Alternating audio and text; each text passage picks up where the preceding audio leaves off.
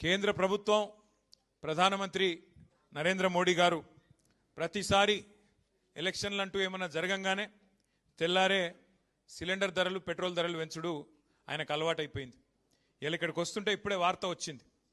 దేశ చరిత్రలో వచ్చే సంవత్సరం అయితే సరిగ్గా 80 ఏళ్ళు నిండుతుంది భారతదేశానికి స్వాతంత్రం వచ్చి. 80 ఏళ్లలో ఎన్నడూ పెంచనంత పెద్ద ఎత్తున వాణిజ్య సిలిండర్ల మీద, అంటే హోటళ్లలో వాడే సిలిండర్ల మీద ఇవాళ రేట్ ఎంత పెరిగింది ఎరికేనా మీకు? తెలియదా?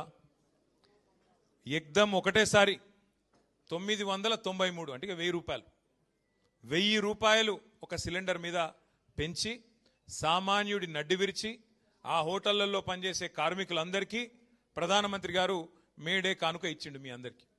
ఏది? 1000 రూపాయల సిలిండర్ ధర పెంపు. దీనివల్ల ఏం జరుగుతుంది, ఏమవుతుంది ఒక్కసారి మీరు ఆలోచన చేయండి. హైదరాబాద్లో నిన్నటిదాకా సిలిండర్ ధర 2321, ఇవాళ దాని ధర 3315. ఎన్నడూ ఈ భారతదేశంలో ఇంత పెద్ద ఎత్తున ఎవరు సిలిండర్ ధరలు పెంచలే. దీనితో ఇప్పుడు ఏమవుతుంది, హోటళ్లల్లో రెస్టారెంట్లలో పనిచేసే కార్మికులందరికీ దినదిన గండం అన్నట్టు వాళ్ళ పరిస్థితి.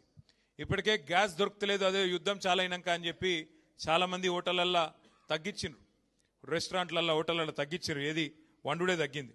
కానీ వాళ్ళ సామాన్యుడు, ముఖ్యంగా లక్షలాది మంది పిల్లలు హైదరాబాద్లో బ్యాచిలర్లు ఇక్కడ ఐటీ ఉద్యోగాలు చేసుకుంటూ ఇతర ఉద్యోగాలు చేసుకుంటూ హోటళ్ల మీద మెస్సుల మీద ఆధారపడేటోళ్ళు ఉంటారు. వాళ్ళందరికీ ఇలా ఇబ్బంది, వాళ్ళందరికీ మరి ఆహారం ధర పెరిగిపోతుంది. అట్లాగే కేవలం వాణిజ్య సిలిండర్లు మాత్రమే కాదు, 5 కిలోల చిన్న సిలిండర్ల మీద కూడా ధర పెంచిండ్రు. 261 రూపాయలు దాని మీద కూడా పెంచిండ్రు. దాంతో ఏమవుతుంది, నిత్యావసర వస్తువులు ధరలు అవి మళ్ళీ ఒక్కసారి పెరిగిపోయే ప్రమాదం.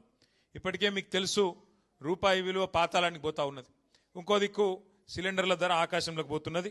గతంలో ఒకసారి ప్రధానమంత్రి గారు ఒక మాట అన్నారు, అయ్యా మరి 2 కోట్ల ఉద్యోగాలు ఇస్తాన్నావు కదా సంవత్సరానికి, మరి ఏవి ఉద్యోగాలు అంటే ఆ రోజు మోడీ గారు అన్న మాట ఏంటంటే, పకోడీలు వేసుకుంటూ కూడా ఉద్యోగమే కదా, పకోడీలు వేసుడు బజ్జీలు వేసుకుంటూ కూడా ఉద్యోగమే కదా అని మాట్లాడిండు.